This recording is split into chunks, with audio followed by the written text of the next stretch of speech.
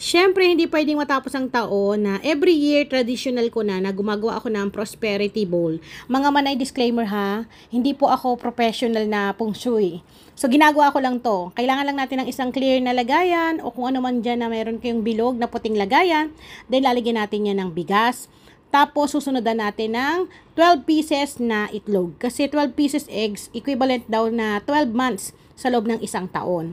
Then, lalagyan natin yan ng gold coin.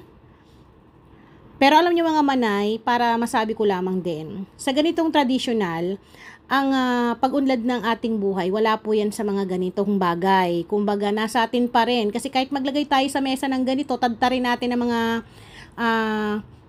ang tawag dito mga kung ano-ano, kung tayo ay tamad, wala po talagang papasok na pera sa ating buhay.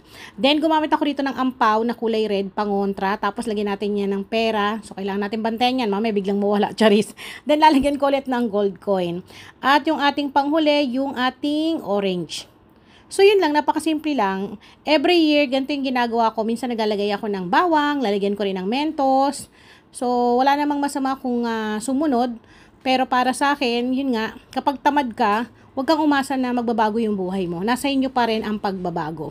So again mga manay, eto po ay kumbaga nasa inyo kung susundin ninyo. Kasi 'di ba kasabihan nga, wala namang masama kung susubukan natin. Pero in the end, tayo pa rin ang gagawa ng plano natin sa ating buhay at tayo ang mag-aangat sa sarili natin. Kaya kailangan magsipag tayo pagpasok ng 2024. Ayun lang.